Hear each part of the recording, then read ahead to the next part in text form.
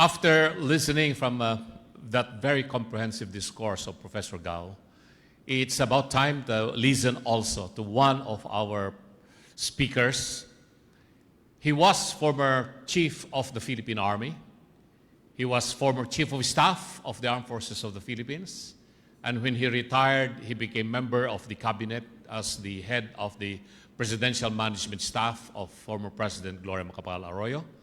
And then he became the national security advisor of former President Rodrigo Roa Duterte. He visited China several times during the time of President Duterte. And let's welcome retired General Hermogenes Esperon, Jr. 下一位演讲嘉宾是前菲律宾军部部长、前菲律宾武装部队参谋长、前阿罗约总统内阁成员，他是总统管理办公室的部长，他也是前菲律宾国家安全顾问，以及现任的菲律宾信用银行董事长，请大家热烈欢迎 General Hermogenes Esperon Jr.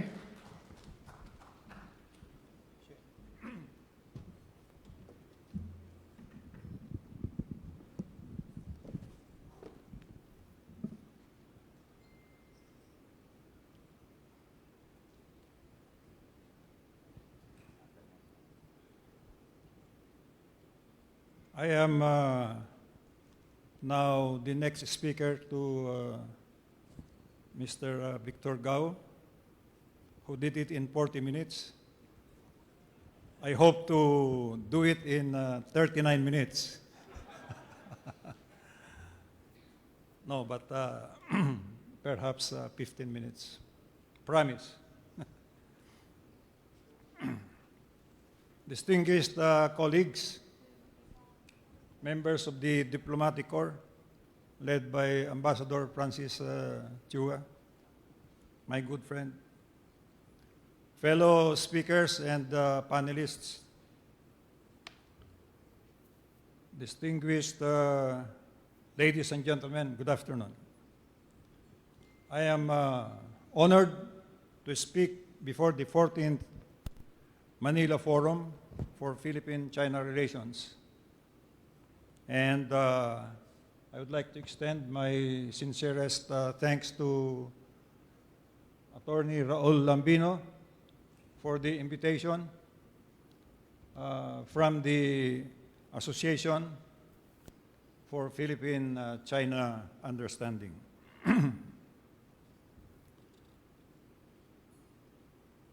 By the way, I have some slides, power presentation at your back. I was hoping that it would be here, but I hope from time to time you would look at my slides in the two screens at the on my left.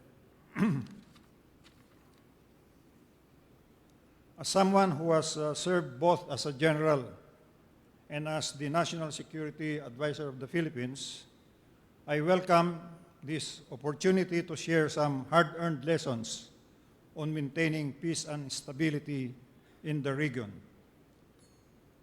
Today, I speak to you not from a singular perspective, but from a confluence of experience in military operations, in government policy, and in navigating sensitive diplomatic waters. And I will center my remarks around three interrelated themes: internal strength and resilience, practicing assertive restraint, and cultivating a culture of security.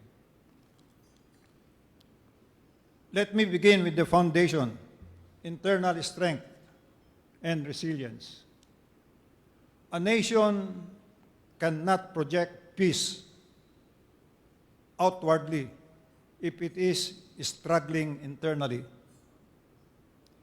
This was a core tenet of our national security policy during my tenure as National Security Advisor.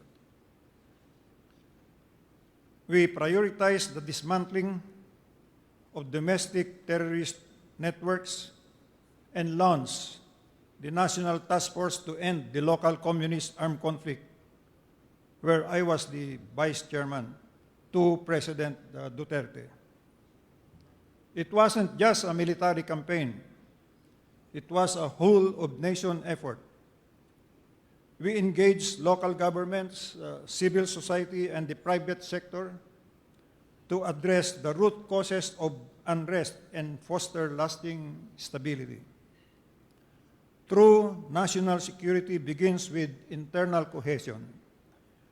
Only when a nation is unified from within can it effectively project credibility and engage in meaningful diplomacy.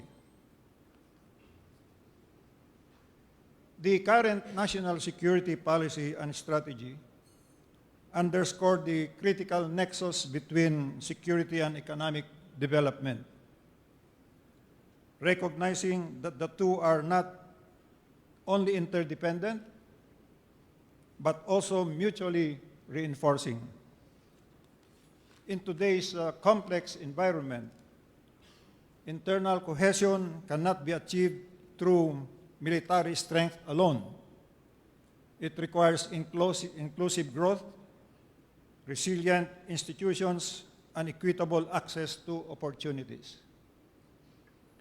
By aligning security objectives with economic initiatives, the policy and aim to foster stability from within, reduce vulnerabilities to external threats, and build a more unified and resilient society.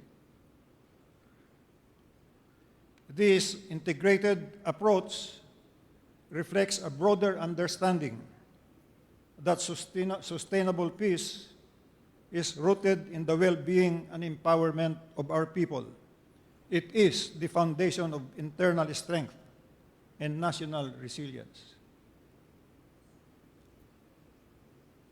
Internal strength empowers us to uphold sovereignty without escalating conflict. And this leads me to the second key point: the practice of assertive restraint, which is a strategic posture that balances firm resolve with measured diplomacy. The West Philippine Sea has long been a flashpoint, and as the former head of the National Task Force for the West Philippine Sea, I have personally dealt with the presence of foreign maritime militia vessels, frequently swarming Pag-asa Island and Ayungin Shoal. In each instance, our response was measured yet resolute. We filed diplomatic protests. We mobilized regional partnerships, and we maintained operational readiness without succumbing to provocation. The principle of assertive restraint calls for standing firm in defense of our rights, including the landmark 2016 arbitral ruling and the provisions of United Nations Law of the Sea, or UNCLOS, while resisting the impulse to escalate tensions. It is a strategy rooted in legal legitimacy, moral ascendancy, and strategic discipline, demonstrating that resolve and restraint can coexist in the pursuit of regional peace and stability. As an example, our pursuit of maritime and border cooperation with Indonesia and Malaysia exemplifies how trust-based collaboration can yield tangible security gains. By jointly securing our shared maritime borders, we not only deter transnational threats such as piracy, smuggling, and terrorism, but also reinforce mutual confidence and operational synergy among our forces. These initiatives reflect the power of collaborative frameworks rooted in trust, transparency, and shared responsibility, which are the key pillars of a stable and resilient Indo-Pacific. Today, we are building a community of like-minded nations united by a shared commitment to peace, stability, mutual respect, and the rule of law. As the respected former speaker, Mr. Gao, would say, the rule of law. Through strengthened partnerships and enhanced defense cooperation, we aim to build collective capabilities that not only safeguard our sovereignty, but also serve as a credible deterrent against unwanted aggression.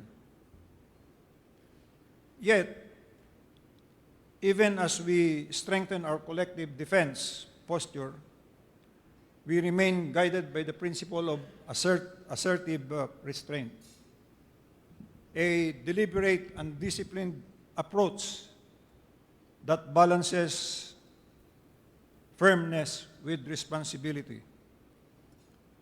It reflects our commitment to uphold international law, avoid unnecessary escalation, and pursue peaceful resolution of disputes.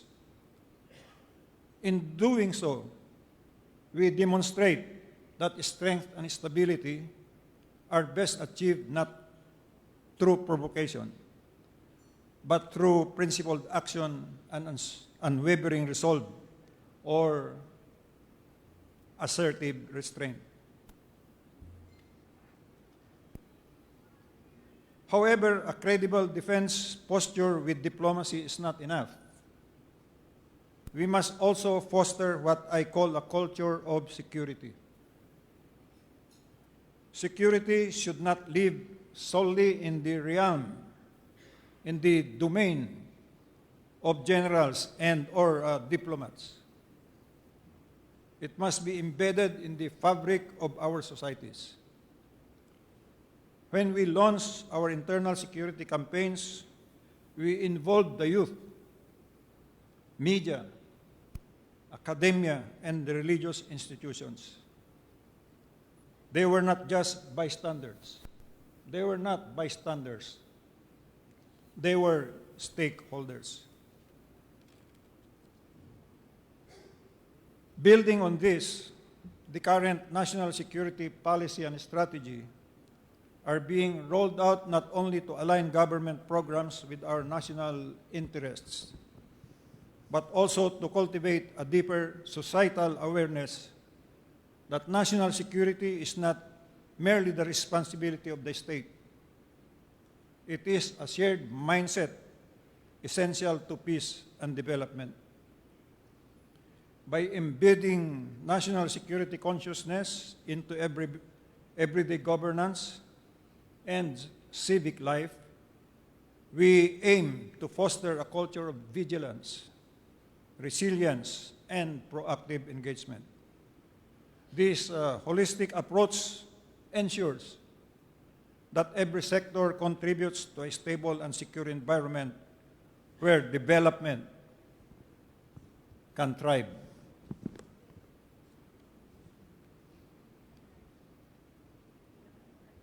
The security mindset anchored on mutual respect must now be embraced across the Indo-Pacific, serving as a cornerstone for building a peaceful, prosperous, resilient, and inclusive region. As nations confront shared challenges, from territorial disputes to transnational threats, the adoption of a common strategic outlook rooted in vigilance, cooperation, common good, and responsible statecraft becomes essential.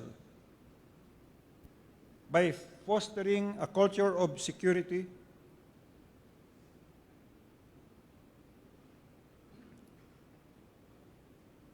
it is viewed that this culture is not only a defense imperative, but also as a development enabler.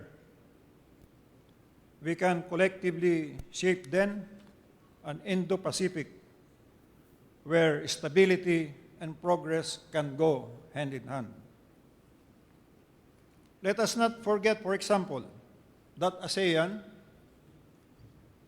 the Association of Southeast Asian Nations, despite its limitations, has played a crucial role in preventing major conflicts through consensus and dialogue.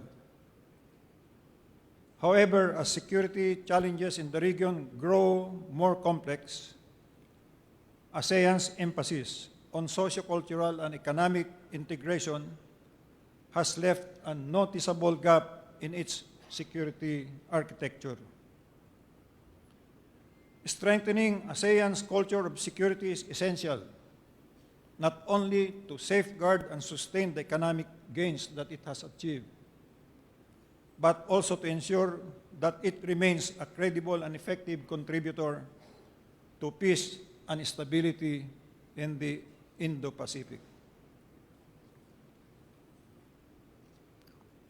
To conclude, peace and stability in the Indo-Pacific will not be achieved by one nation or one strategy alone. We must strengthen our nations from within to allow it to act with principled and assertive restraint. Above all, we must nurture a collective security culture, one that is inclusive, adaptive, respectful, and forward-looking. Only through shared commitment and strategic cooperation can we shape a region defined not by rivalry, but by resilience, cooperation, and lasting peace. Let us ensure that integrated diplomacy is not merely a reaction, but a posture of readiness.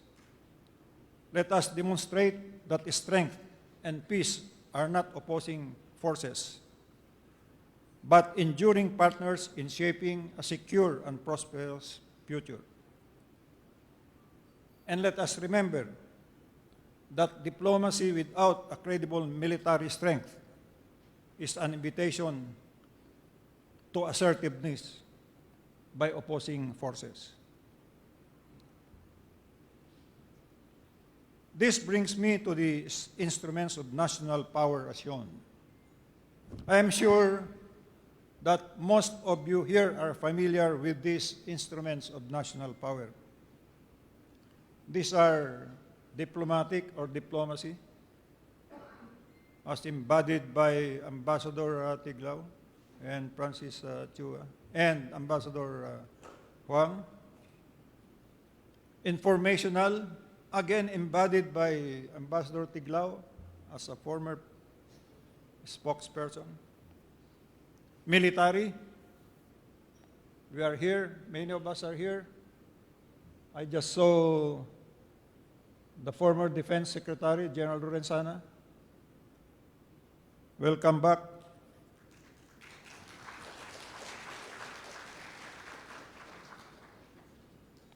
We have the economic instrument of national power. We all know that. Mr. Gao talked a lot about economy. We have legal and law enforcement. We have many of our police officers here and from the judiciary. You know that.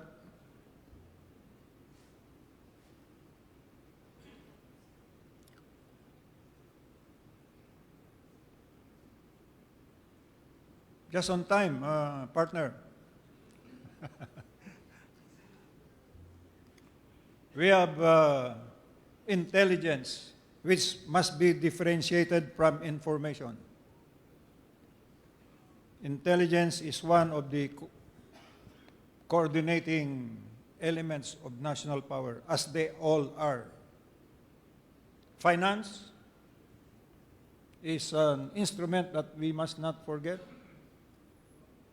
The stronger the peso is, the better we are in auditing projects and budgets, the better we are. And development. Mr. Gao, this is your line. Development. Development. A big instrument of national power. If we cannot develop, we can never be powerful. Remember that, development. I hope I will be given another time to discuss this in detail, but for now, in closing, I can only say that a nation's strength lies in the strategic integration of its instruments of national power. When aligned with purpose and principle, they become the foundation of national resilience and global influence, and can meaningfully contribute to peace and stability in the Asia-Pacific region.